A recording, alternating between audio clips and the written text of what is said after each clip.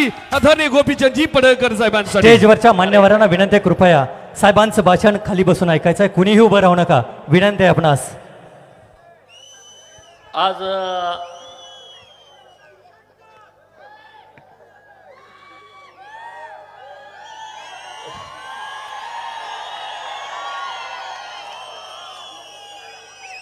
आज बऱ्याच दिवसानं आटपाडीमध्ये आपली सभा होते आणि ती सभा अजिबात स्फोटक नसणार आहे. कारण ज्या गोष्टीसाठी आपण सातत्यानं संघर्ष करत होतो की गावगाड्यातल्या लोकांच्या मतावरती आपण एकदा विधानसभेमध्ये गेलं पाहिजे. विधानसभा कुठं आहे आपण तर बघितलीच नव्हती. आमचे सगळे पत्रकार मित्र इथं आहेत, त्यांना सगळ्यांना माहीत आहे. आम्ही पोस्टर छापायचो, असा आमचा फोटो पुढं छापायचो आणि मागं विधान भवनाचा फोटो छापायचो. तो त्या छापणाऱ्याला माहीत असेल तो कुठून घेत होता, आम्हाला माहीत नव्हतं. मुंबईमध्ये विधानसभा विधान भवन कुठं आहे आम्ही बघितलं नव्हतं. मंत्रालय कुठं आहे, त्याला मजले किती आहेत हे आम्हाला माहीत नव्हतं. कुठल्या मजल्यावरती कुठला मंत्री बसतो याचा आमचा काही थांगपत्ता नव्हता. परंतु आम्ही खुणगाठ बांधली होती की गावगाड्यातल्या सामान्य माणसाला डॉक्टर बाबासाहेब आंबेडकर साहेबांनी जे संविधान दिलंय, ज्या संविधानाने आपल्याला अधिकार दिले, तो अधिकार आणि तो हक्क मिळवायचाच म्हणून आम्ही आटपाडी खानापूर तालुक्यामध्ये काम करत होतो. आज व्यासपीठावरती माझे अनेक सहकारी आहेत. अनेक महापुरुषांच्या वेशभूषेमध्ये सगळे महापुरुष व्यासपीठावरती आहेत. छत्रपती शिवाजी महाराजांच्या प्रतिमेला अभिवादन करून डॉक्टर बाबासाहेब आंबेडकर साहेबांच्या संविधानाला जे अभिप्रेत आहे, ज्या पद्धतीनं आपण काम केलं पाहिजे, त्या संविधानाला डॉक्टर बाबासाहेबांना अभिवादन करून सर्व महामानवांच्या प्रेरणेनं आपण महाराष्ट्रभरामध्ये अनेक वर्ष काम करतोय. खरं तर आजचा हा सत्काराचा सोहळा माझ्या सगळ्या सहकार्यांनी आयोजित केला. त्यांनी कधी प्लॅनिंग केलं, काय केलं मला माहीत नाही. मी हिवाळी अधिवेशनामध्ये नागपूरला होतो आणि मला सांगितलं की आटपाडीकरांनी जतमध्ये आमदार झाला म्हणून सत्काराचा कार्यक्रम ठेवलाय. रणजित आयवळे इथं बोलले, मी खूप वेळा धडका इथं घेतल्या की बाबा आपण आमदार झालं पाहिजे, पण त्यामध्ये आपण यशस्वी होऊ शकलो नाही. परंतु जेव्हा 6 डिसेंबर 2006ला झरे गावामध्ये राष्ट्रीय समाज पक्षाची पहिली शाखा काढून मी माझा राजकारणाचा शुभारंभ केला. 2009ची विधानसभा माझ्या जीवनातली मी पहिल्यांदा खानापूर विधानसभा मतदारसंघातून लढलो. हे श्रेय कुणाला जातं? हे श्रेय खानापूर आटपाडी तालुक्यातल्या त्या लोकांना जातं की समोर अमावस्याची काळी कुट्ट रात्र असताना जो अंधार असतो की समोरचं काहीच दिसत नाही, एकदम काळा कुट्ट, अशा काळ्या कुट्ट अंधाऱ्या रात्री एखादा काजवा चमकावा आणि उजेड पडावा, तशा पद्धतीनं इथल्या तालुक्यातल्या लोकांना जेव्हा प्रस्थापित लोक निवडणुका लढत होते, ज्याच्याकडे कारखाना आहे, ज्याच्याकडे सूतगिरणी आहे, ज्याच्याकडे बँकांच्या अनेक शाखा आहेत, ज्यांच्याकडे मोठी शिक्षण संस्था आहे, मोठा दूध संघ आहे, असाच माणूस विधानसभेची निवडणूक लढवू शकतो असं प्रत्येक माणसाच्या डोक्यात असताना माझ्यासारख्या कार्यकर्त्याला, ज्याला स्वतःला राहायचं घर नव्हतं, मी जेव्हा भाषण करायचो तेव्हा विरोधक म्हणायचे याला राहायला घर नाही, याच्याकडे फक्त कापड आहेत आणि सफारी गाडी आहे, याच्या पलीकडे दुसरं काही नाही. मी जेव्हा भाषण करायचो तेव्हा लोक टीका करायचे. पण तेव्हा 2009ला गुळेवाडी सारखं गाव फक्त एक मतदान माझ्या विरोधामध्ये दिलं, एक मतदान. 2009 साली गुलेवाडी सारखं गाव ज्यांनी 0 मतदान विरोधकांना दिलं 2009 साली, सेंडगेवाडी सारखं गाव जिथं कधी मतदानच विरोधकांना पडलं नाही, त्यांना काय माहित होतं मी पुढे आमदार होणार की नाही होणार. आणि म्हणून आटपाडी तालुक्यातल्या विभूतवाडीपासून गुळेवाडी, कुरुंदवाडी, झरे, पारेकरवाडी, माझं गाव पडळकरवाडी, पिंपरी बुद्रुक, तरसवाडी, घरनिकी, दांगडेवाडी, बेरगळवाडी, घाणन, जांभुळणी, कामत, वलवण, चिंचाळे, खरसुंडी, मिटकी, आवटेवाडी असेल, धावडवाडी असेल, कानकात्रेवाडी, गुलेवाडी, हे जे सगळी गावं आहेत, तनपुरेवाडी, नेलकरंजीच्या अंतर्गत असणारी मिटकरवाडी, मानेवाडी, इकडं परत गेलं तर हिवतड, गोमेवाडी, काळेवाडी, तळेवाडी, करगणीचं तर अतिप्रेम. एवढं मोठं गाव, एवढ्या मोठ्या गावानं नेहमी माझ्यावरती प्रेम केलं. काळेवाडी सारखं गाव ज्यांनी खूप माझ्यावरती प्रेम केलं. तळेवाडी, अरे वर्गणी पण द्यायची, मतं पण द्यायची, असं कुठं राजकारण असतं काय? हा, बनपुरी सारखं गाव, इतकं मोठं गाव. तेव्हा मी पेपरमध्ये बातमी वाचली, आटपाडी तालुक्याची ती राजधानी आहे. अशा गावानं माझ्यासारख्या कार्यकर्त्याच्या पाठीमागं पाठबळ उभा केलं.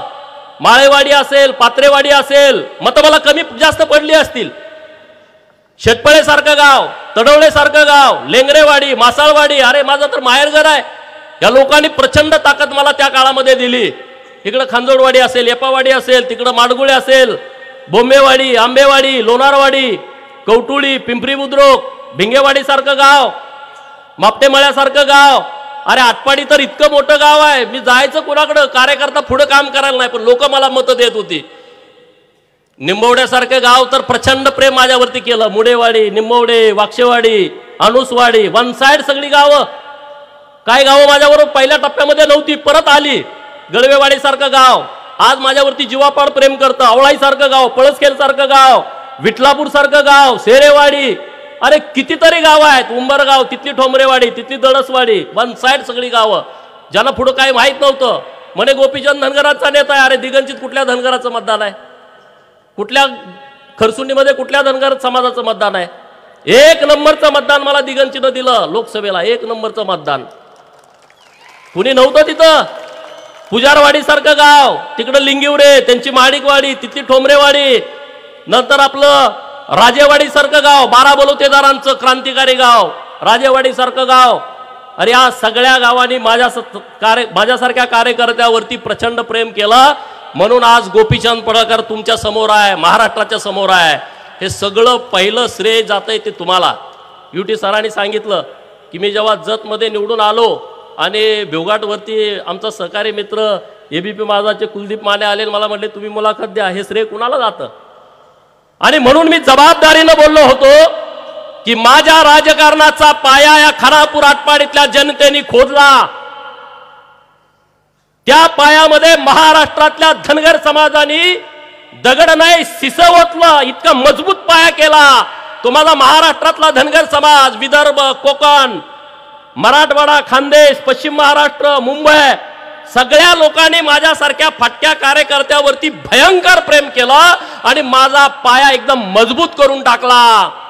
18 पगड जाती, 12 बलुतेदार, गरीब मराठा, ओबीसी, मायनर ओबीसी आणि भटक्या विमुक्तांनी माझ्या या जीवनामधल्या राजकारणातल्या जीवनातली भिंत बांधली. आणि ती भिंत इतकी मजबूत होती ना, त्या भिंतीला तडाच जाऊ शकत नाही. आणि मी वाट बघत तो स्लॅब कोण टाकणार, स्लॅब कोण टाकणार. अरे बाजू घेणारा राजकारणात सक्षम असावा लागतो.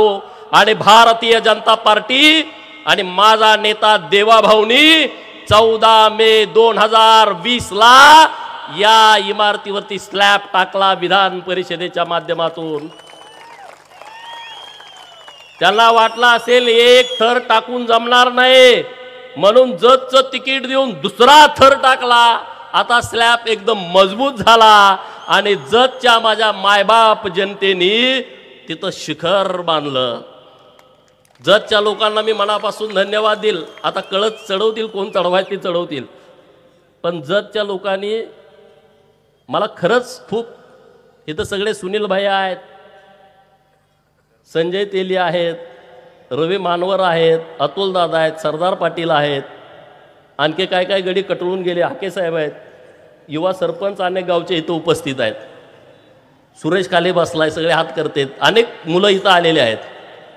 मला आता वाटायला लागलं माझी चूक झाली का काय, मी 2014लाच तिकडे यायला पाहिजे होतं.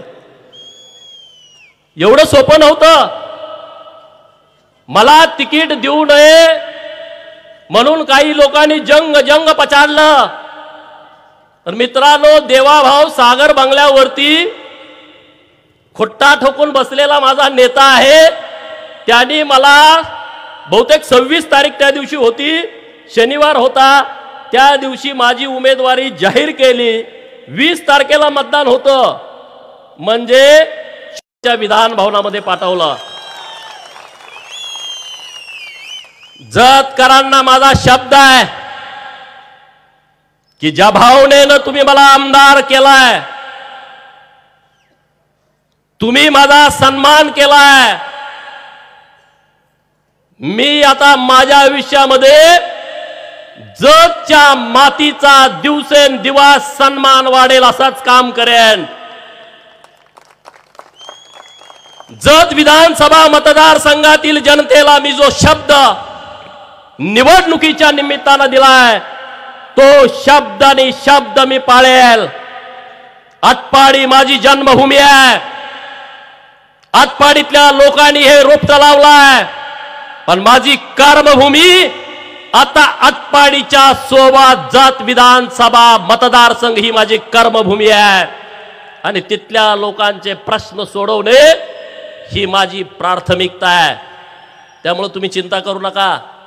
जतवाल्यांना तर आता अनुभव आलाय, वातावरण मनानच दुरुस्त व्हायला लागले. सकाळी मी MSEBच्या सगळ्या अधिकाऱ्यांची बैठक घेतली आणि किती ट्रान्सफॉर्मर लागणार आहेत, 63चे 100 किती करायला लागणार आहेत, खानापूरची आणि जतची एकत्रच घेतली.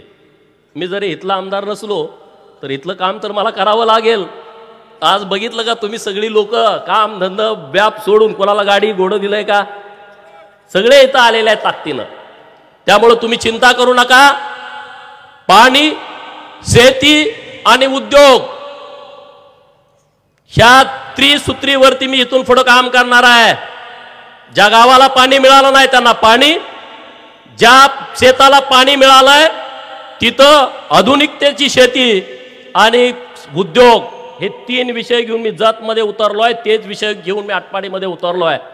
त्यामुळे तुम्ही चिंता करू नका. आता संघर्ष करायची गरज नाही. शिवराम, आपण खूप संघर्ष केला. तुम्ही म्हणणार सारखा संघर्षच वाटायला येतोय का काय? चिंता करू नका. मंत्रीपद मिळालं नाही म्हणून बारीक तोंड करू नका, अजिबात करू नका. अजिबात करू नका बारीक तोंड. संघर्षाचे दिवस आता आपले संपलेत. आपलं सरकार आलंय, आपला नेता राज्याचा मुख्यमंत्री झालाय. त्या नेत्याच्या माध्यमातून या महाराष्ट्रातल्या गोरगरीब उपेक्षित लोकांची कामं आपल्याला आता करायची आहेत. या जत विधानसभेतली, खानापूर विधानसभा मतदारसंघातल्या लोकांची कामं आपल्याला करायची आहेत मित्रांनो. त्यामुळे आता संघर्ष ज्यांना करायचा आहे त्यांना करू द्या ना. पण संघर्ष करणं मेजर एवढं सोपं नसतं का? असते. अरे या पोलीस स्टेशनमध्ये माझ्यावरती किती वेळा केस दाखल झाल्या की नाही झाल्या? 1 लाखाच्या फटाकड्या उडवल्याशिवाय मी पोलीस स्टेशनमध्ये हजरच झालो नाही. जेव्हा जेव्हा मला अटक केलं, माझे विरोधक येडे होऊन गेले. अरे आता करायचं काय, याला जेलमध्ये टाकला तर फटाकड्या उडवतोय, बाहेर आला तर फटाकड्या उडवतोय. आहे का नाही? बरोबर. अजून काय काय झालं ज्यावर केसेस असतील, जेलमध्ये जाताना फटाकड्या उडवलेल्या. सांगलीतनं आपण जेलमधनं सुटलो, येताना फटाकड्या उडवल्या. कोर्टानं केस दाखल केली विट्यामध्ये. आटपाडीत केस दाखल झाली. म्हणजे गेलो सुटलो म्हणून परत 2 केसेस. जेलमध्ये गेलो, 2-2 महिने राहिलो. महाराष्ट्रातल्या लोकांना वाटतं ह्याला लॉटरी लागली आहे. अरे आम्ही किती घासले आम्हाला माहित आहे, तुम्हाला काय माहित आम्ही काय काय केलंय? त्याला वाटतं ह्याला काहीतरी लॉटरी लागली आहे. विधान परिषद मागच्या दारानं आलाय. अरे आता पुढचं लात घालून दार मोडून आता विधानसभेमध्ये गेलो आहे. आणि ते जतच्या लोकांनी पाठवलाय. आणि त्या विधानसभेमध्ये गरिबांची बाजू लावून धरणार आहे, ताकदीनं लावून धरणार आहे. आणि त्यामुळे आता तुम्ही चिंता करायचं कारण नाही. आज तुम्ही सगळेजण एक होता म्हणून मी आमदार झालो. एकीमध्ये प्रचंड ताकद असते. जतमध्ये नेते सगळे माझ्या विरोधात गेले, पण गावागावातली जनता एक झाली. तुम्ही माझ्यासोबत एक होता. म्हणून आज मी नेता म्हणून तयार झालो। गिर जाते हैं वो जो अकेले चलते हैं, गिर जाते हैं वो जो अकेले चलते हैं, मंजिलें उनकी होती है जो साथ साथ चलते हैं, जो साथ साथ चलते हैं। आपण आता 17 वर्ष साथ साथ चलतोय। आता महाराष्ट्रातली सगळी लोक आपल्या बरोबर ताकदीने आहेत, पूर्ण शक्तीनिशी आपल्या सोबत आहेत। त्यामुळे चिंता करण्याचं कारण नाही आहे। संघर्ष करणारे लोक आता कोण विरोधात असतात त्यांना संघर्ष करावा लागतो, पण संघर्ष करायची लोकांची मानसिकता नाही आहे। जेव्हा इथं माझ्यावरती 307 दाखल झालं, महाविकास आघाडीचं सरकार होतं बरोबर ह्याच चौकात, तो इतिहास सगळा सांगत नाही। अरे आम्ही वाघाच्या काळजाची नुसती भाषणात म्हणणारी माणसं नाही आहे। तुम्ही किती जरी आला तर आम्ही पळणारे नाही आहे, बरोबर का नाही? माझ्यावर 307 केस होती आणि महाविकास आघाडीचं सरकार होतं, आणि मुंबईमध्ये तिसऱ्या दिवशी एसटीचं आंदोलन होतं आझाद मैदानावरती। आता एसटीचं आंदोलन मी पुकारलंय, इकडं तर 307 ची केस पडली आहे। मी म्हणलं ते आंदोलन होणार, आझाद मैदानावरती जाणार। सदाभाऊ मी आझाद मैदानावरती गेलो, महाविकास आघाडीवाल्यांची गडबड चालू केली, ह्याला अटक करा। एसपीनं फरमान सोडलं सांगलीच्या, जावा मुंबईला, टीम तयार केली। टीम मधल्या प्रमुखाचाच मला फोन आला, एसपीनं पाठवलंय, आम्ही मुंबईला यायला लागलोय। मी म्हणलं जास्त त्रास करून घेऊ नका, मी आझाद मैदानावरती आहे, इथं मला तुम्ही अटक करायला या। असे आम्ही आहे, पळपुटे आम्ही नाही आहे, अजिबात पळपुटे नाही आहे। रात्री आला तर आकाशवाणीला आहे, दिवसा आला तर आझाद मैदानावरती आहे। धाडस झालं नाही अटक करायची, हे तुमच्यामुळं, तुम्ही मागं असल्यामुळं। ॲड्रेस सांग, टीव्हीवरच आहे ना कंटिन्यू, आम्ही घाबरत नाही। त्यामुळं महाविकास आघाडीच्या काळामध्ये 2019ला या महाराष्ट्रातल्या जनतेने देवाभावना मुख्यमंत्री होण्यासाठी मतदान केला, परंतु विश्वासघात झाला। मुख्यमंत्री पदावरती देवाभावना बसू दिलं नाही। एक वेगळी अनैसर्गिक आघाडी महाराष्ट्रामध्ये तयार झाली, सत्ता आपली गेली, परंतु आम्ही सगळे ताकदीनं, तेव्हा 105 विधानसभेचे आमदार होते, देवाभाऊंच्या पाठीमागे ठामपणे उभा राहिले। एक सुद्धा आमदार त्यातला हटला नाही, कारण भारतीय जनता पार्टीतला कार्यकर्ता हा विचारावरती काम करतो, तो संधी साधू असू शकत नाही। आता महाविकास आघाडीची सत्ता गेली आहे, आता मी त्यावरती जास्त बोलू नये, पण गेली का नाही सांगा? कुणाच्यात हिंमत आहे सरकारच्या विरोधामध्ये लढायची? समजा आता आपल्या सांगली जिल्ह्यामध्ये जयंत पाटील आहेत, हिंमत आहे लढायची? 2019चं भाषण आहे का? देवाभाऊ म्हणले होते मी पुन्हा होईल, पुन्हा येईन म्हणून, त्याच्यावरती कसं भाषण केलं होतं? आणि आता तुम्ही ऐकलं का नागपूरचं भाषण? लढणं एवढं रक्तात असावं लागतं, लगेच वळचणीला पळतेत ही लोक, लढू शकत नाहीत, ती हिंमत नाही। पण त्याच्यात आपण कशाला चिंता करायची? वळचणीला कोण जातं? साप, उंदीर, आपल्या कोणात कोण असतं वळचणीला? वाघ काय वळचणीला जाऊन बसत नाही, तो समोर येत असतो रस्त्यावरनं। ज्यांना कुणाला करायचं ते करू द्या, आता आपला संघर्ष संपलाय, कारण आता आपला नेता मुख्यमंत्री झालाय आणि त्यांच्या माध्यमातून आपल्याला आता काम करायचं आहे। रास्ते खुद ब खुद आसान हो जाते हैं, रास्ते खुद ब खुद आसान हो जाते हैं, हौसले जब बुलंद हो जाते हैं, हौसले जब बुलंद हो जाते हैं। अरे जो गिरकर फिर संभल जाए, जो गिरकर फिर संभल जाए, वो जिंदगी के असली सिकंदर कहलाते हैं, वो जिंदगी के असली सिकंदर कहलाते हैं। त्यामुळे पडायचं उठायचं, पडायचं उठायचं, हे आपलं सगळं सारखं चालूच होतं, सारखं चालू होतं।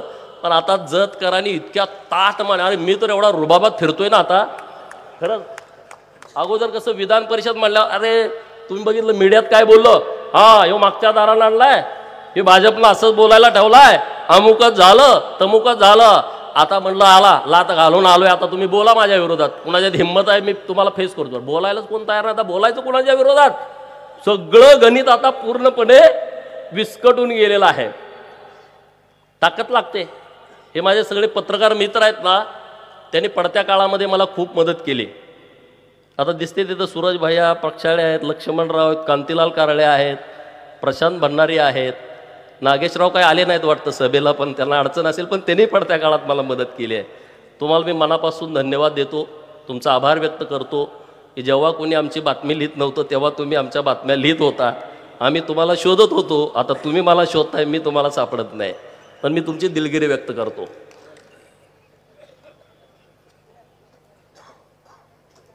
भारतीय जनता पार्टीचा कार्यकर्ता म्हणून आपली जबाबदारी काय आहे?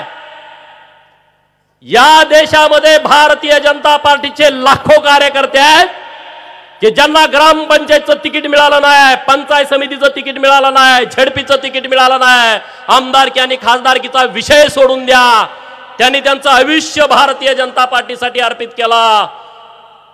2022चा विषय समोर घ्या. देवाभाऊ या राज्याचे मुख्यमंत्री म्हणून लोकांनी त्यांना बहुमत दिलं होतं. अनेक सक्षम नेता, या महाराष्ट्राचा अभ्यास असणारा नेता, त्या नेतृत्वाला उपमुख्यमंत्री व्हावं लागला. म्हणजे या नेत्यानं आपल्या समोर एक त्यागाचं उदाहरण दिलंय. या नेतृत्वानं भारतीय जनता पार्टीचा कार्यकर्ता कसा असावा याचं एक उदाहरण आपल्या समोर घालून दिलेलं आहे मित्रांनो. त्यामुळं आता देवाभाऊ हे आपल्याला, माझ्यासाठी तर ते श्रीकृष्णासारखे आहेत. देवाभाऊ हे माझ्यासाठी श्रीकृष्णासारखे आहेत आणि त्यांचा शब्द आणि शब्द मला भगवद्गीतेतल्या शब्दाप्रमाणे आहे मित्रांनो. असा नेता आपल्याला मिळालाय, कशाला चिंता करताय? काळजी करू नका. देवाभाऊ मुख्यमंत्री म्हणजे whole power is our power. कशाला चिंता करताय? हा, अरे देवेंद्र फडणवीस हे मुख्यमंत्री नाहीत झाले, गावगाड्यातला शेतकऱ्याचा पोरगा महाराष्ट्राचा मुख्यमंत्री झालाय. देवाभाऊ मुख्यमंत्री नाहीत झाले, या माझ्या आटपाडीतल्या 12 बलुतेदाराचा पोरगा महाराष्ट्राचा मुख्यमंत्री झालाय. या महाराष्ट्रातल्या गरीब मराठ्याचा पोरगा महाराष्ट्राचा मुख्यमंत्री झालाय. ओबीसीचा, मायनर ओबीसीचा 18 पगड जातीतला पालात राहणारा तो पोरगा महाराष्ट्राचा मुख्यमंत्री झालाय. तुम्ही चिंता करू नका. तुमचे प्रश्न मला सांगा, तुमचे प्रश्न देवाभाऊंना सांगा. ते प्रश्न सोडवण्यासाठी आता आपलं सरकार आलंय. आता हे डोक्यातनं काढून टाका. कुणाच्या आडवं उभं जायची गरज नाही. सगळे आता धडकून धडकून जमलेत आपल्याला. किरकोळ गोष्टीकडे लक्ष देऊ नका. किरकोळ गोष्टीला हे बच्चे कंपनी आहे, हे बच्चे कंपनी आहेत. आता आटपाडीतली सगळी जबाबदार लोक आहेत. आपली रॅली येताना लाईट गेली, तुम्ही बघितलं, ही बच्च्या लोकांचा खेळ आहे हा. अरे आमचं चाललंय काय, तुमचं चाललंय काय? आमचा इकडं सन्मान चाललाय, तुम्ही डांबाजवळ जाऊन उभा राहिलाय. बटन बंद चालू, बंद चालू, बंद चालू. काय असं नाही. घरात लाईटा लावा, येतंय कोण जातंय का बघा. बाकीचं चिंता करत बसू नका.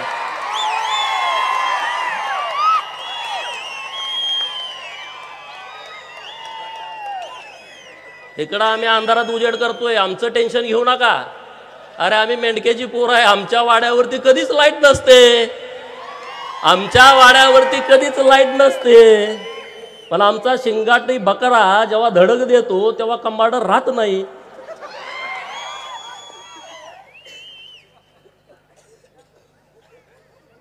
आज राज्यामध्ये काय चालू आहे? आपलं सरकार आल्यानंतर काय करायचंय? तुम्ही मला आमदार केलंय, मी तिथं काय करणार आहे? तर मी माननीय मुख्यमंत्री महोदयांच्याकडे मागणी केली की सत्तेचं विकेंद्रीकरण जोपर्यंत होत नाही, संस्थांचं विकेंद्रीकरण जोपर्यंत होत नाही, तोपर्यंत छोट्या छोट्या समाजाला न्याय मिळत नाही. आणि म्हणून देवाभाऊचं मी अभिनंदन करतो की पहिल्यांदा मुख्यमंत्री झाल्यानंतर त्यांनी ओबीसीचं वेगळं मंत्रालय स्थापन केला. हा क्रांतिकारी निर्णय होता मित्रांनो. ओबीसीचं वेगळं मंत्रालय नव्हतं. सामाजिक न्यायाच्या माध्यमातून आपल्याकडे योजनाच येत नव्हत्या, विषय सोडून द्या, मंत्रालय असायचा प्रश्न नाही.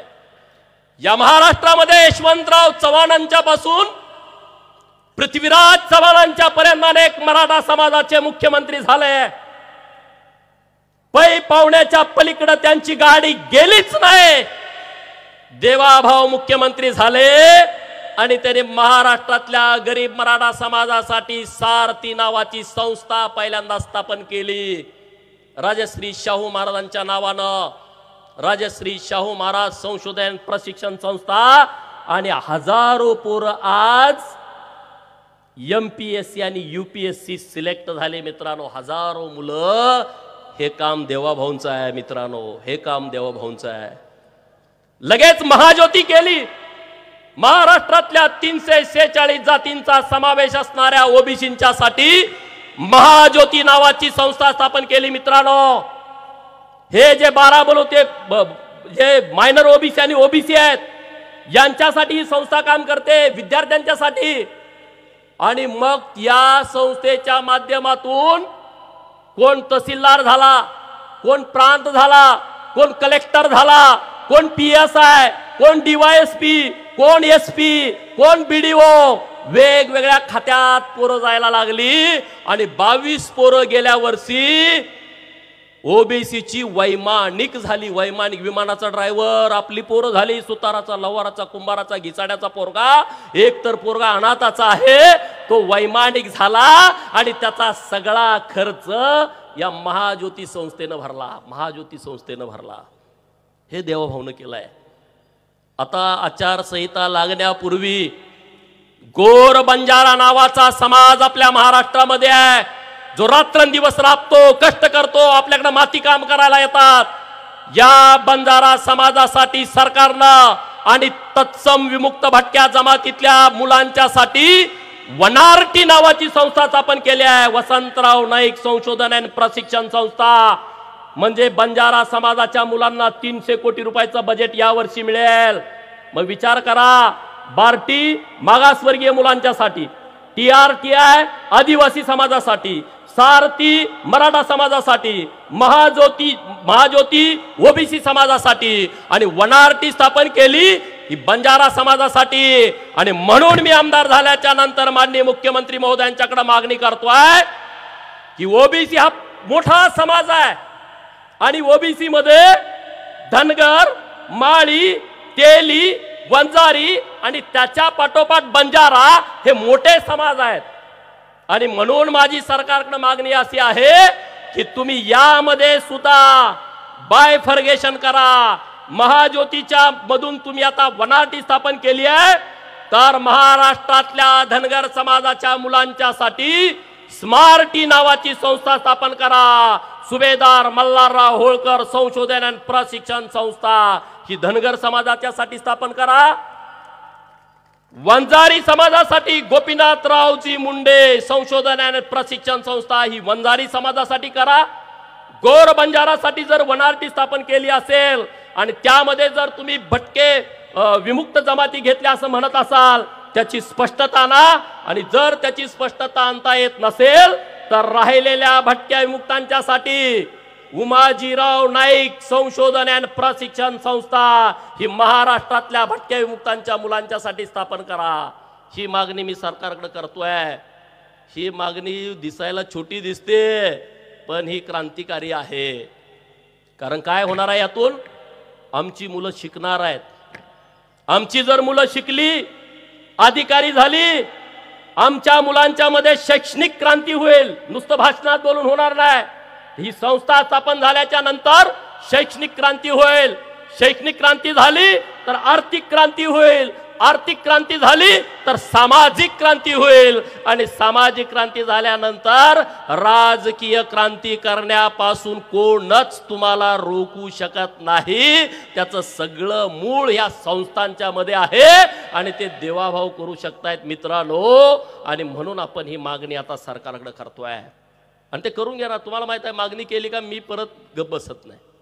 मी पूर्ण वेळ सरकारकडे पाठपुरावा करतोय. पूर्ण वेळ सरकारकडे लक्ष देऊन ह्या योजना, ह्या संस्था स्थापन करून घेणार आहे. मित्रांनो, दुसरा विषय अत्यंत महत्त्वाचा आहे. मी सभागृहामध्ये पण मांडला विषय. तो सभागृहामध्ये विषय काय मांडला? की आमच्या सगळ्या महापुरुषांचे फोटो विधानसभा, विधान परिषद, सेंट्रल हॉल मुंबई आणि मंत्रालयाचा जो प्रवेशद्वाराचा मोकळा पॅसेज आहे त्यामध्ये तुम्ही आमच्या सगळ्या महापुरुषांचे फोटो लावले पाहिजेत, तैलचित्र लावलं पाहिजे. ही आपली मागणी योग्य आहे का अयोग्य आहे? कोणाकोणाला वाटतं योग्य आहे? हात वर करा.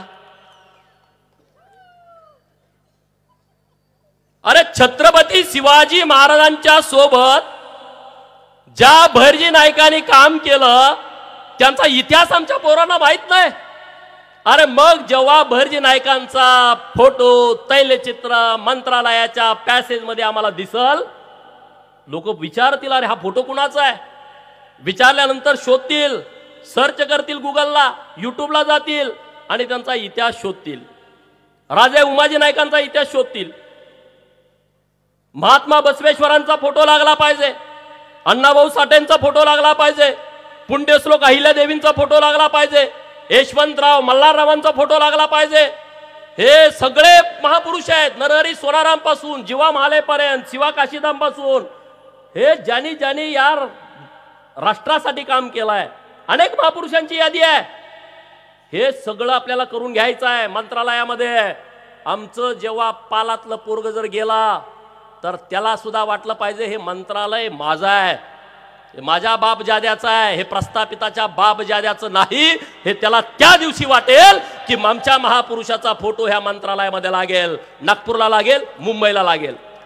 आम्ही आपलं दबावातच इकडं तिकडं बघत, अरे का यांच्या कुणाच्या प्रस्थापिताच्या बापांची मालमत्ता नाही आहे. या प्रस्थापितांच्या छाताडावरती तुम्ही नाचा.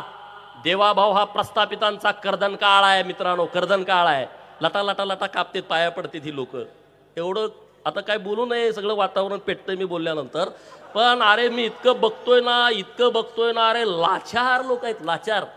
एक नंबरचे भित्रे, पोलीस स्टेशन शिवाय पान हलत नाही. विचार करा, या सांगली जिल्ह्यामध्ये प्रत्येक पोलीस स्टेशनला एक यांचं न ऐकणारा पीआय आला, हे घरी राहतच नाही, राहू शकत नाही. आता माझ्या विरोधात कुठलाही पीआय आला ना एसपी आला, मी अजिबात घाबरत नाही. का आम्ही काहीच केलं नाही ना, कशाला घाबरू आम्ही, बरोबर का नाही. तहसीलदार उलटा आलं, ह्यांचं गाणं बिघडलं. तलाठी उलटा आलं, ह्यांचं गाणं बिघडलं. ह्यांचं गाणं सगळं ह्याच्यावर अवलंबून आहे. प्रशासनावरती या महाराष्ट्रातल्या 70% पुढाऱ्यांचं गाणं अवलंबून आहे का नाही. आता इथं बोंबेवाडीला जीसीबीनं वाळू वडतंय. कोण वडतंय, काय वडतंय तो माझा विषय नाही. वडतंय का नाही वडत, रातभर वडतोय, तिकडं कोण बघला. मी कलेक्टर साहेबाला फोन केला, तहसीलदारच्या पगारावर बोजा चढवा ना, सगळ्या नदीचा पंचनामा करून. पैसे खाताय म्हटल्यावर त्याच्या आधी चढवा ना. मग हळूहळू खाली या. सर्कल, तलाठी, कोतवाल बी आपल्या तालुक्यात काय काय बहादूर आहे, ती तहसीलदारच आहेत. असू दे, आपले आहेत, ती गरीब आहेत.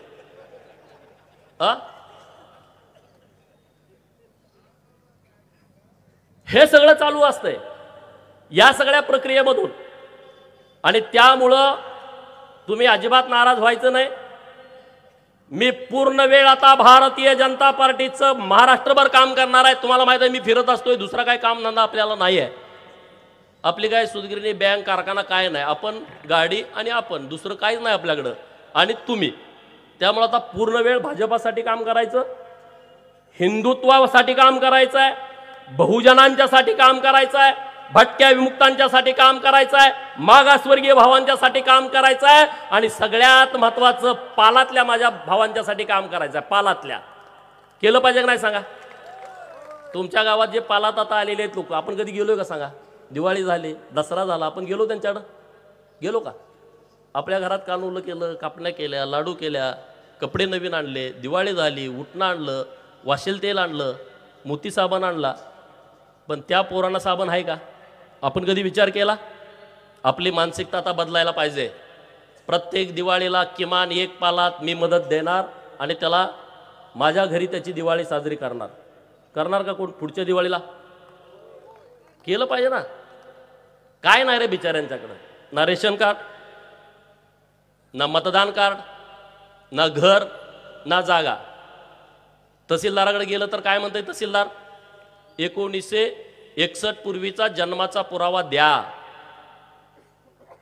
1961 पूर्वी जन्माचा पुरावा जर आमच्याकडे असता तर आम्ही भटकत राहिलो असतो का. हे जर साधं कळत नसेल तर ह्या गोष्टीला काय अर्थ आहे असं मला अजिबात वाटत नाही. आणि म्हणून माझी सरकारकडे मागणी आहे, या भटक्या विमुक्तांच्यासाठी आणि पालात राहणाऱ्या लोकांच्यासाठी सरकारनं वेगळं बजेट केलं पाहिजे आणि दर बजेटमध्ये त्यांचे पैसे आले पाहिजे. दर बजेटमध्ये मायनर ओबीसींच्यासाठी हे केलं पाहिजे आणि ते आपल्याला करायचं आहे. आता सरकार आपल्यामुळे तुम्ही नुसती आयडिया सांगा, देवाभाऊ तिथं बस, देवाभाऊच काय कारखाना नाही, सुदगीर नाही, बँक नाही, मेडिकल कॉलेज नाही, काय नाही. त्यामुळे पुढची लय भीती. पुढच्याला वाटतं काय तर काढून अडकणं कसं, अडकत नाही रे, अडकत ते कसं, अडकत नसते ते लोकांच्यासाठी काम करतायत. ते मुख्यमंत्री मिरवण्यासाठी नाही झाले, ते महाराष्ट्रामध्ये परिवर्तन करण्यासाठी मुख्यमंत्री झालेत. आज आपल्या टेंबूला पैसे कुणी दिले, कुणी दिले? टेंबू कधीपासून आहे? नुसत्या टेंबूला नाही दिले, 165 प्रकल्पांना पैसे दिलेत. किती किती? हे जेव्हा जलसंपदा मंत्री होते ना आपले साहेब बुद्धिवान, त्यांनी 5 प्रकल्पांना मंजुरी दिली. किती किती? आणि आपल्या साहेबांनी किती दिली 2.5 वर्षात? मग प्रत्येक ठिकाणी ते म्हणले कुणाला जनक व्हायचे त्यांनी तुम्ही तिथल्या तिथं तालुक्याला होऊन जावा. त्यात काय देवाभाऊ जनक कुठंच होत नाहीत, परंतु तुमच्या पद्धतीनं व्हा, त्यांचं काय ऑब्जेक्शन त्याविषयी नाही. आता जतला दिले, जतला तर भाजपचा आमदार पण नाही, बरोबर का नाही सुनील भैया? जतला भाजपचा आमदार नाही तरी 2000 कोटी रुपये दिले. आता तिथं कुणाला तरी जनक करून टाका राव, रिक्त जागा आहे. नाही, मार्केटिंग करावं लागतं, तुम्ही करा, मला नको, पण तिथल्या कुणाला तरी करून टाका. हा म्हैसाळ योजनेचा जनक जत पासून पूर्व भागासाठी, जत भागून पश्चिम भागासाठी एक, कवठे मंकाळचा वेगळा. प्रत्येक ठिकाणी ह्या जागा रिक्त आहेत त्या भरून घेतल्या पाहिजेत.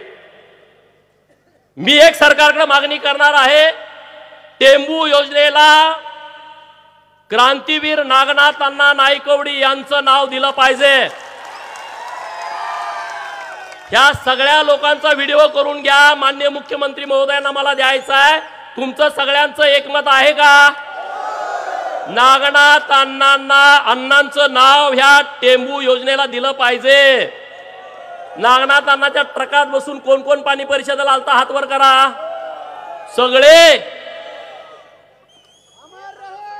पत्रकार मित्रांना माझी विनंती आहे, पूर्ण योजनेला, फाट्याला कुणाचं पण नाव द्या, पूर्ण योजनेला नागनाथ अण्णांचं नाव टेंबू गावापासून सांगोल्याच्या शेवटच्या गावापर्यंत, इकडं मान, खटाव, आटपाडी, कवठे मंकाळ आणि जतचे काही गाव आहेत, कडेगावची गावं, अन्य काही गावं असतील, तासगाव मधली काही गाव आहेत, ह्या संपूर्ण योजनेला क्रांतीवीर नागनाथ अण्णांचं नाव दिलं पाहिजे. कारण त्या बिचाऱ्यानं आमच्यासाठी इतकं केलंय की ते उभा पण राहिले नाहीत. निवडणुकीला आम्ही त्यांना मतदान पण दिलं नाही. मग बाकीच्यांना कुणाची द्यायची नावं त्याबद्दल आमचं ऑब्जेक्शन नाही, त्याच्यावरती आमची टीका टिप्पणी नाही. प्रत्येक फाट्याला एक नाव दिलं तरी आमचं ऑब्जेक्शन नाही, त्याचं माझे सहमती आहे, माझं अनुमोदन आहे त्या गोष्टीला. पण नागनाथ अण्णांचं नाव दिलं पाहिजे. आटपाडी ते तंबू ठोकून राहायचे. जर आपल्याला चांगली जागा मिळाली तर एक छोटं चांगलं स्मारक जर आपल्याला नागनाथ अण्णांचं करता आलं तर त्यातून उतराई होण्यासारखी आपल्याला एक संधी आहे. कारण आज आपण हे सगळं बघतोय, ते कुणाला पटत नव्हतं हो, पाणी असं येणार म्हणून, पाणी असं येणार हे कुणालाच पटत नव्हतं. परंतु ते नागनाथ अण्णांनी सांगितलं बिचाऱ्यानं. गावागावात यायचे, त्यांची गाडी पुकारायला यायची, मागणं ते यायचे, त्यांच्या अगोदर त्यांचे लोक यायची, ती योजना समजावून सांगायची, ट्रका गावागावाला पाठवायचे. हे सगळं कसं काय शक्य आहे? मी पहिल्यांदा आटपाडीला त्या ट्रकातच आलो होतो नागनाथ अण्णांच्या. 25 वर्ष नागनाथ अण्णांनी संघर्ष केला. ह्याच मैदानावरती अण्णांची सभा असायची. गणपतराव देशमुख साहेब हे प्रत्येक सभेला असायचे, बाकीचे सगळे नेते मंडळी असायचे. अण्णांच्या या पाणी चळवळीतून अनेक नेते तयार झाले. आज त्यांचं नाव देण्याची नितांत गरज आहे या आपल्या योजनेला, आणि ती आपण मागणी मी सोमवारी माननीय मुख्यमंत्री महोदयांना त्याबद्दलचं पत्र देतोय. त्यामुळे तुम्ही अजिबात चिंता करू नका, अजिबात काळजी करू नका. आणि कसलंही काम असलं, ब्रह्मशेट्टी तुम्हाला सांगितलंय की ते काम आपण कुणाचंच अडू दिलं नाही. सत्ता आपली असो अगर नसो, आम्ही आपल्या सगळ्या कार्यकर्त्यांच्या पाठीमागं पाठबळ उभा केलंय, पूर्ण शक्तीनिशी ताकद उभा केली आहे. आता तर भारतीय जनता पार्टीचं सरकार आहे मित्रांनो, आपल्याला कुणावरती अन्याय करायचा नाही, परंतु अन्याय आता अजिबात सहन करायचा नाही. लय गमती जमती झाल्या आणि आपण आता म्हणून थांबू अजून आपल्याला काहीच नाही. जो तो उठतोय भाऊ करतोय. आता भाऊ करायला गेला तर ठोसा बसेल. आता भाऊ बिऊ अजिबात चालणार नाही. प्रत्येक गोष्टीचा हिशोब होणार. म्हणजे ज्यांनी अन्याय केलाय त्यांचा होणार. जे आमच्या विरोधात पण असतील त्यांची आम्ही कामं करतोय. कुणाला आमचा त्रास नाही, सरकारचा आमच्या कुणाला त्रास नाही. नवीन नवीन आपल्याला प्रयोग करायचे आहेत. सोलारचं आता मोठं काम आपल्या तालुक्यामध्ये उभा राहत आहे. सोलारसाठी आता आम्ही जतमध्ये सुद्धा मोठं काम उभा करतोय. शाश्वत पैसा प्रत्येक कुटुंबाकडे आला पाहिजे. शाश्वत पैसा. मला कुलाळवाडी नावाचं गाव आहे, त्या गावानं मला वन साइड मतदान दिलं आणि म्हणून मी त्यांना बक्षीस देणार आहे. सगळं गाव सोलरवरती करणार आहे. पूर्ण गाव सोलरवरती. आपली पण गावं करा. सरपंचाला माझी विनंती आहे, आपलं प्रत्येक गाव आपण सोलारवरती करू शकतो. तुमचं निधी 15व्या वित्त आयोगाचा असेल, आमच्याकडून काय फंड घ्या. आता माझा इथं नाही वापरता येणार, पण अन्य दुसरं फंड तुम्हाला वापरता येईल. जतमध्ये पण सरपंचांना माझी विनंती आहे की आपलं गाव आपण सोलारवरती करून टाकू. म्हणजे लाईट बिल 30 वर्ष 0, 60% त्यामध्ये सबसिडी आहे. त्यामुळे असे नवीन नवीन प्रयोग आपल्याला करावे लागतील. आता सांगलीमध्ये मराठा समाजाच्या मुलांच्यासाठी 100 मुलांचं 100 मराठा समाजाच्या मुलींचं वसतिगृह चालू झालं आहे. ओबीसींच्या 100 मुलांचं, ओबीसीच्या 100 मुलींचं वसतिगृह चालू झालं आहे. ओबीसींच्या मुलांना ज्यांना वसतिगृहात ॲडमिशन मिळत नाही त्यांच्यासाठी देवाभाऊनं स्वाधार नावाची योजना आणली आहे की 600 मुलांना आटपाडीत जर शिकायला असतील, जर मुलगा बोंबेवाडीचा आहे तो आटपाडीत शिकतोय तर त्याच्या खात्यावरती 38,000 रुपये आपलं सरकार भरतं आहे. जर करगणीचा मुलगा सांगलीत शिकायला गेला त्याच्या खात्यावरती 43,000 रुपये भरतोय. जर खरसुंडीचा पोरगा ज्या महानगरपालिका ड वर्गाच्या आहेत आणि अमरावती नाशिकला शिकायला गेला तर 51,000 रुपये आपलं सरकार त्या खात्यावरती भरतंय.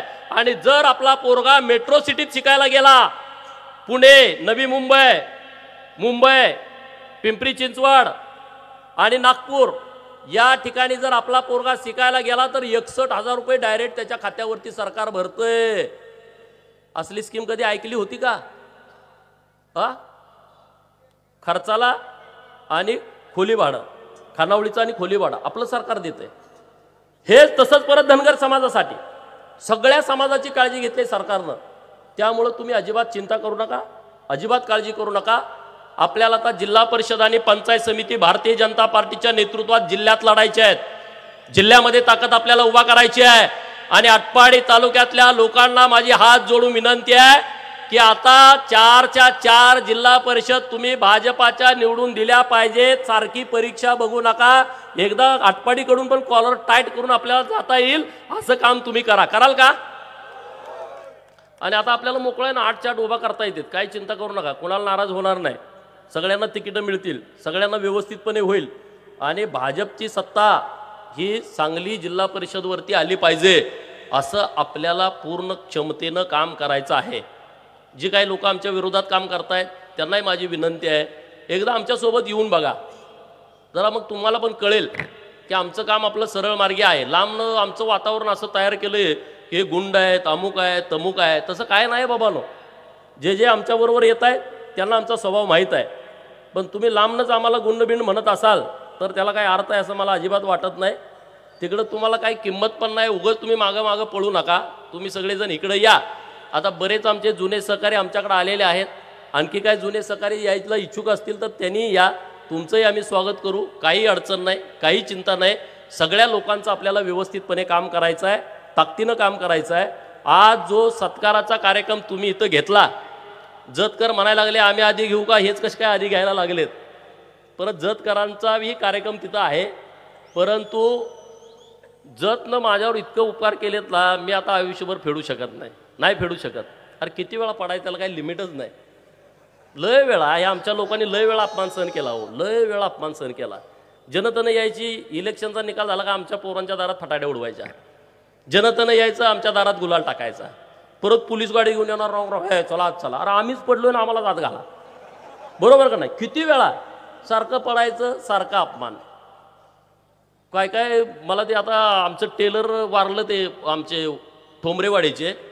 ज्या दिवशी मी निवडणूक पडायचो 8 दिवस तिकडं कोणी फिरकायचं नाही. पण तो टेलर आणि आमचं भगवान धडक सरपंच सकाळ सकाळी यायचेच. सगळ्या गावातनं फिरून आलोय, वातावरण चांगलं होतं. पण जाऊ द्या ह्यानं दणका दिला, तुम्ही काय टेन्शन घेऊ नका म्हणून मला पहिल्यांदा सांगायला ते यायचे. दुसऱ्या दिवशी परत कोण यायचं नाही. बारामतीमध्ये माझं डिपॉझिट दिल्यानंतर माझं दुकान पूर्ण बंद होतं 6 महिने, कुणीच येत नव्हतं.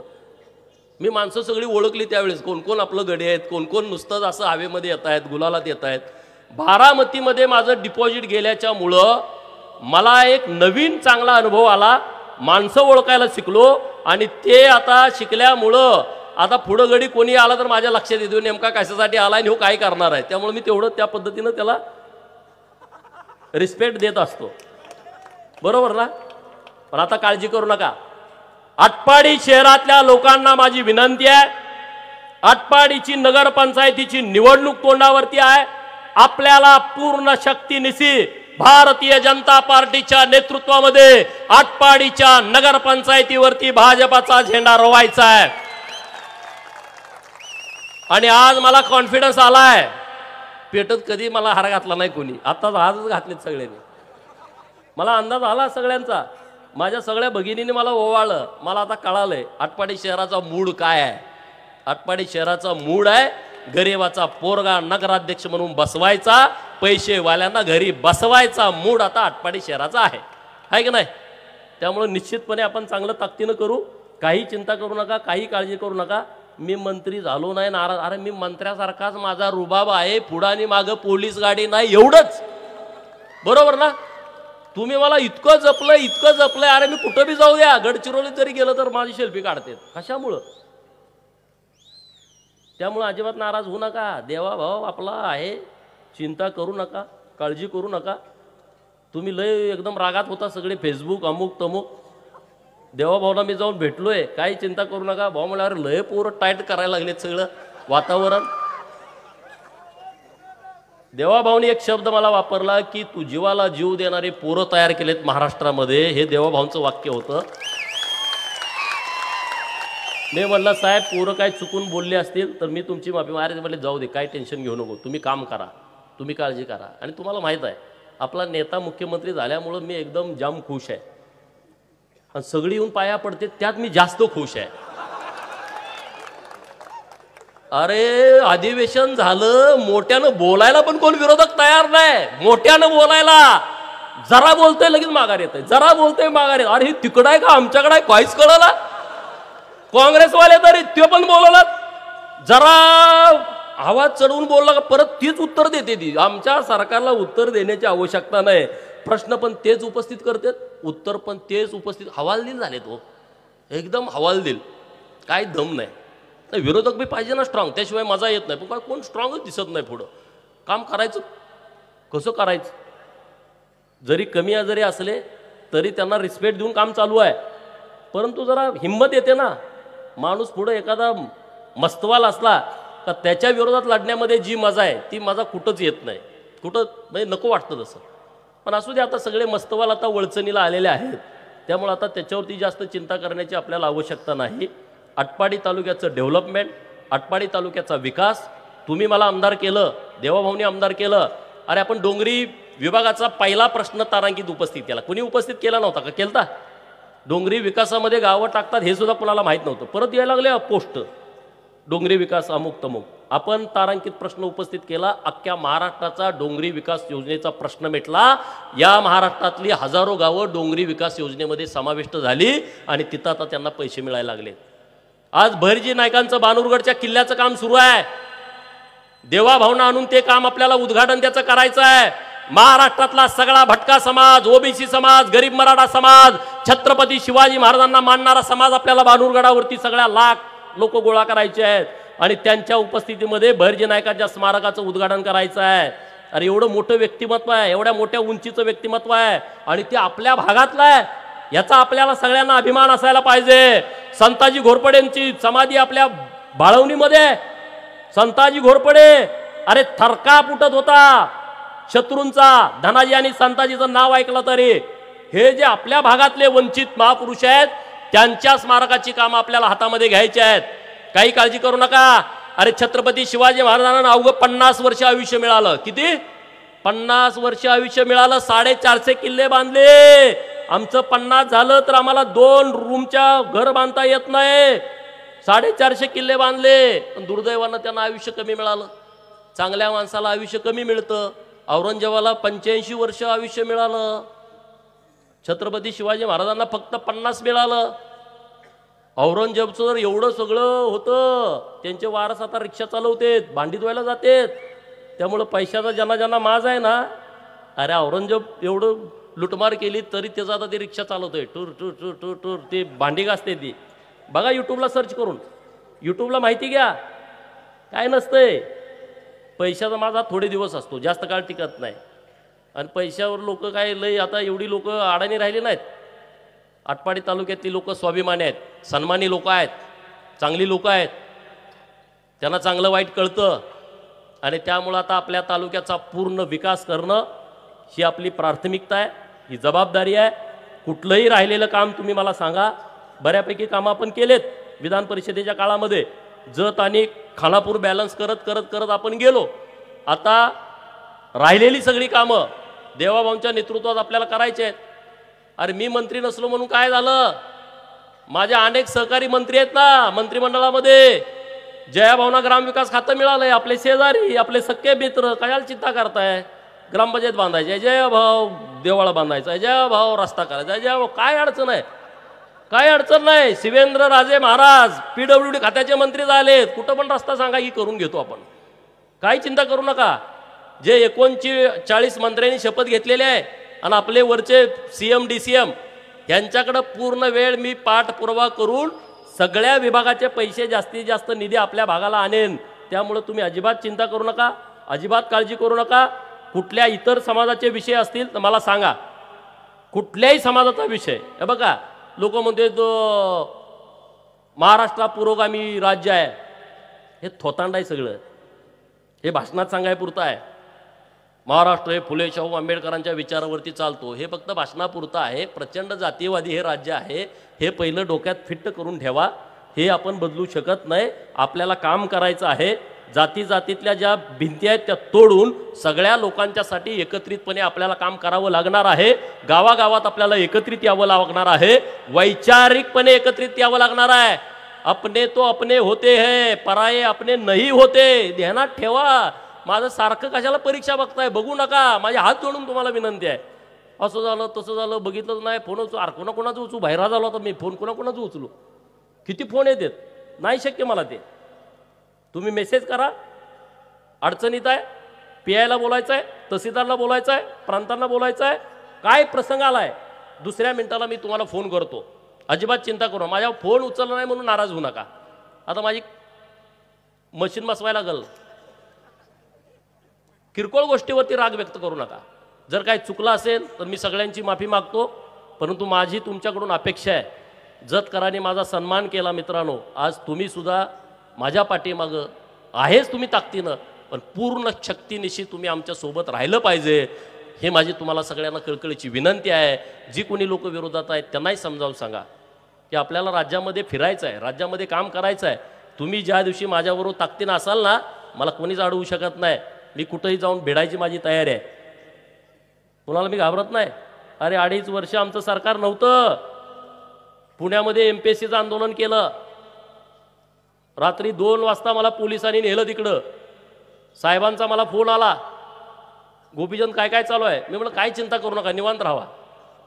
तिथं बसलो, पोलीस मला अटक पण करणार आणि सोडवणार पण. अर्धा तास झाला ती फोनवरच बोलते. सगळे वरच्या लेवलचे अधिकारी, SP लेवलचे.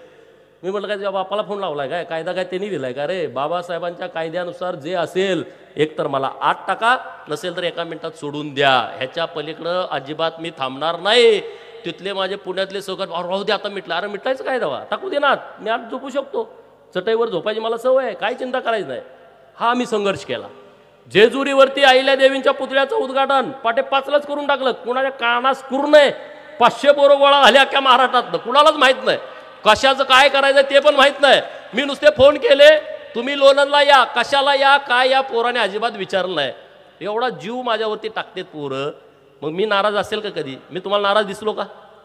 अजिबात नाराज व्हायचं नाही, अजिबात चिंता करायची नाही. अरे आपण मंत्री नाही, पण मंत्र्यापेक्षा आपण कमी नाही. तुमच्यामुळं, देवाभाऊंच्या मुळा, भाजपामुळं. त्यामुळं तुम्ही चिंता करू नका. काय काय खुश झाले असतील, हे झालं नाही. अरे आज झालं नाही, उद्या होईल. तुम्ही कशाला चिंता करताय?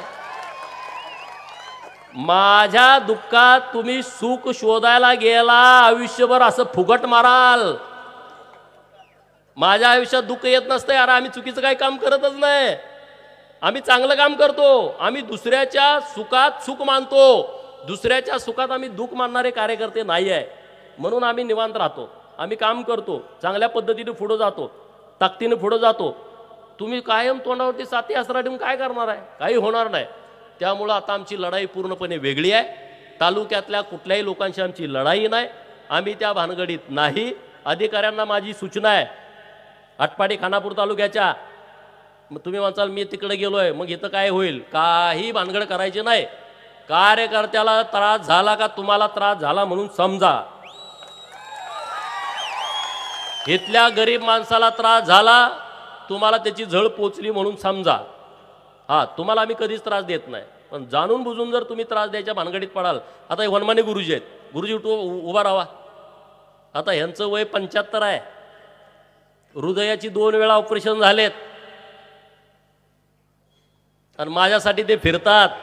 पेन्शन आहे त्यांना 25-30 हजार रुपये. अशी माणसं माझ्या पाठीमाग आहेत म्हणून गोपीचंद उभा आहे. असं काय कोणाच्या ह्याच्यावर उभा नाही गोपीचंद. मी त्यांना अनेक वेळा विनंती, गुरुजी कशाला येत आहे? नाही, ते प्रचाराला सुद्धा जतमध्ये आले होते. आपल्या तालुक्यातल्या पोरांनी जतची सगळी जबाबदारी घेतली. मी जतच्या सगळ्या मित्रांना म्हणलं आमचं गडी तुमच्या सोबतीला देतो. एवढी राबली, अरे बाप रे. 18 पंचायत समितीला 18 मुलं इथली होती, रात्रंदिवस राबली, मेहनत घेतली, प्रत्येक ठिकाणी गेले. त्यांच्या खाली प्रत्येक बूथला 2 पोरं दिली. 287 बूथला परत 2-2 पोरं दिली. इथं जरी निवडणुकीला आम्ही उभा नसलो तर ही पोरं राबत होती, रात्रंदिवस मेहनत घेत होती. बाहेरची सगळी पोरं होती, महाराष्ट्रातली पोरं. एवढी व्यवस्थितपणे नियोजनबद्ध निवडणूक केलेली आहे. आणि त्यामुळे तुम्ही चिंता करू नका. नाराज कशाला होताय? देवाभाऊनं जर तिकीट दिलं नसतं तर आता हे आज सत्काराचा कार्यक्रम झाला असता का? सांगा, खरं सांगायचं. सगळं गडी जाऊन बसलं तेव्हा तिकीट देऊ नका. एक पण बाजू घ्यायला माणूस नाही. सदाभाऊ मी, सदाभाऊला मी, मला सदाभाऊ होत. त्यांनी मला तिकीट दिलं, परत त्यात गोंधळ. ह्यो बाहेरचा आहे, भूमिपुत्र विरुद्ध ह्यो बाहेरचा आहे, ह्याला पार्सल पाठवून शिव्याच द्यायची राहिली सगळे. मी म्हटलं पहिल्यांदा मी शांत असेल, कारण मी भाषणात नेहमी सांगतो, तुम्ही ऐकलंय की आपण वेळ आली तर बाळू मामा झालं पाहिजे, वेळ जर तशी आली तर बापू बिरू वाटेगावकर झालं पाहिजे. म्हणतो का नाही? आता आपल्याला बापू बिरू व्हायची गरज आहे का? आहे का? आता बाळू मामा व्हा, शांत, संयमी, नतमस्तक. व्यवस्थितपणे आपल्याला पुढे जावं लागेल. ज्याला वाटे उद्धार व्हावा त्याने गुरु बाळू मामा करावा. ज्याला वाटे उद्धार व्हावा त्याने गुरु बाळू मामा करावा. आता आपण सगळ्यांनी गुरु बाळू मामा केल्यामुळं आपण संयमात राहायचं. आपण चिंता करायची नाही, टेन्शन घ्यायचं नाही, पण संयमात राहणं लय अवघड काम आहे. बरोबर. ढोणे महाराज माझ्याकडे आलते, आमच्या पुतणीच्या लग्नाला आले होते, माझ्याकडे चहाला आले आणि मग त्याने मला सांगितलं की तुम्ही संयम हा विषय बाळू मामांचा मंत्र आहे, तो तुम्ही जपला पाहिजे. त्यामुळे तुम्ही संयमात राहा, अजिबात नाराज राहू नका, एकदम रुबाबात फिरा. बाजारात गेलं, पेटेत गेलं, कुठे गेलं, एकदम रुबाबात राहा. कुणी काय बोललं त्याच्याकडे लक्ष देऊ नका. आता आपलं एकच लक्ष, विकास विकास विकास. दुसरं आपण डोक्यात काही ठेवायचं नाही. आणि तालुक्यातल्या सगळ्या गावात जावा, गावागावामध्ये फळी तयार करा. भारतीय जनता पार्टीची सभासद मोहीम आपली आता सुरू आहे आणि ती मोहीम आपल्याला गावागावात राबवायची आहे. गावागावात घरी जायचं, त्या मुलांच्या मोबाईलवरनं डायल करायचं आणि गावागावामध्ये ही मोहीम आपल्याला सगळ्यांना राबवायची आहे. हे तुम्ही सगळेजण ध्यानामध्ये ठेवा आणि तशा पद्धतीनं तुम्ही सगळे कामाला लागा. तुमचा आशीर्वाद, तुमचं पाठबळ हे माझ्या पाठीमागं आहेत. ही मी अजिबात विसरू शकत नाही, आयुष्यभर विसरू शकत नाही. अरे पडळकर वाडीतला एक पोरगा ज्याला आटपाडीची पंचायत समिती कुठं आहे माहीत नाही, माझ्या गावातला कधी पंचायत समितीचा सदस्य झाला नाही, जेडपीचं तिकीट मिळण्याचा काही प्रश्नच नाही, आणि अशा गावातला पोरगा महाराष्ट्राच्या सर्वोच्च सभागृहामध्ये सदस्य होतोय. ते भाजपामुळं होतोय. हे देवाभाऊंच्या मुळे होतंय. आता माझा मतदारसंघ सोडून जतला जाऊन तिथल्या लोकांनी मला विधानसभेचा सदस्य केलेला आहे. एकदा नाही मी 2 वेळा आमदार झालोय. काय चिंता करताय? मी तर एकदम समाधानी आहे, सुखी आहे. काही चिंता करू नका. तुम्ही एकदम निवांत राहा, बिंदास्त राहा. भाजपाची आणि देवाभाऊंची बाजू ठामपणे सोशल मीडियात लावून धरायची. कोण जर वाकडा तिकडा बोलला ना त्याला एकदम पूर्ण सरळ करून टाकायचा. मी तुमच्या बाजूने आहे, पूर्ण ताकदीनिशी आहे. कोणाचं काय ऐकून घ्यायचं नाही. हे जे बोगसगिरी सगळी सुरू आहे ना त्या सगळ्या बोगसगिरीला पूर्णपणे ठोकून काढायचं. इकडं कोण येणार आहे, तिकडं कोण येणार आहे, काय कोणाला यायचं त्यांना येऊ द्या. आता म्हणजे जयंतराव येणार, येऊ द्या, आपल्याला काय करायचं आहे. म्हणे ते पालकमंत्री होणार, होऊ दे, काय घर काढत नाही. मागे बी होता ना पालकमंत्री. 2.5 वर्ष जयंतराव पालकमंत्री होता. जिल्हा नियोजनच्या बैठकीला येताना माझ्या मित्र आमदारांना फोन करायचा, गोपीचंद येणार आहे का. मला त्या आमदारांचा फोन यायचा, म्हणे ते विचारतंय गोपीचंद येणार आहे का. अरे हा गोपीचंद नाही, कशाला चिंता करताय तुम्ही. कोण येऊ द्या आणि कोणी जाऊ द्या, आपले पण दिवस येत आहेत, आलेत, ते एन्जॉय करा ना. कशाला टेन्शन घेताय. आणि मी नाराज आहे, माझे कार्यकर्ते नाराज आहे. आपले पण लय हितचिंतक आहेत. त्यांना वाटतं काय तर ह्याचं झालं पाहिजे. काय होत नसतंय. बिरोबाय, माकोबाय, बाळूमामाय, सगळ्यांचा आशीर्वाद आहे. काय जे होईल ते आमचं चांगलंच होईल. आमचं वाईट होणार नाही. आम्ही कुणाचं वाईट चिंतत नाही. आम्ही सगळ्या लोकांना सोबत घेऊन जाणार आहे. त्यामुळे कुणी चिंता करू नका, काही काळजी करू नका. आता भारतीय जनता पार्टीचं जे सभासद नोंदणीचं कार्यक्रम सुरू आहे तो कार्यक्रम तुम्ही पहिल्यांदा हातामध्ये घ्या. तो कार्यक्रम आपल्याला पहिल्यांदा पूर्णत्वाकडे न्यायचा.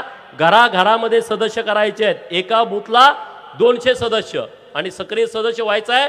त्यांना 50 लोकांचं स्वतः जाऊन सदस्य नोंदणी करायची.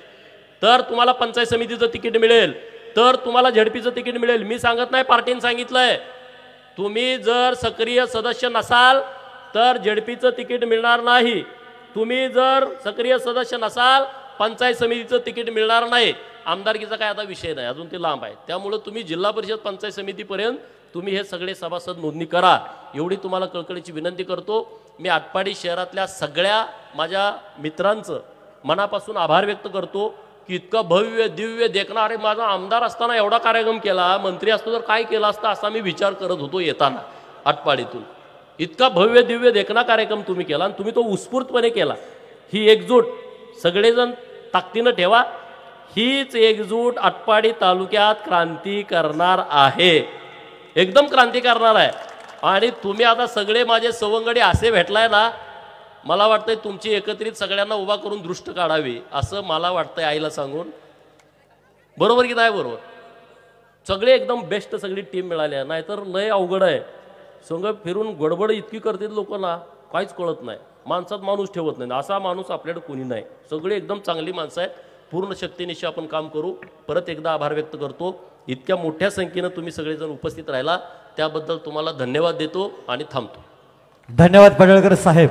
नक्कीच आपला शाबासकीची थाप एखाद्या कार्यकर्त्याच्या पाठीवरती पडली. महाराष्ट्रातील गोरगरीब उपेक्षितांचे हृदय सम्राट, या महाराष्ट्राला लाभलेला कोहिनूर हिरा, मानदेशी रत्न, आपल्या सर्वांचे लोकप्रिय आमदार गोपीचंद पडळकर साहेबांच्या ऐतिहासिक सन्मान सोहळ्याच्या निमित्तानं उपस्थित असलेले आटपाडी तालुक्यातील तमाम आपण सर्वजण, त्याचबरोबर जत कार्यकर्त्यांना विनंती आहे कृपया सुनील भैया कुणीही वरती येऊ नका. ज्यांची नावं अनाउन्स केली जातात त्यांनी कृपया वरती यायचं आहे. सर्व उपस्थित नम्रतेची सूचना राज्यभरातून साहेबांच्या वरती प्रेम करणारे आपण सर्वजण या ऐतिहासिक सन्मान सोहळ्यासाठी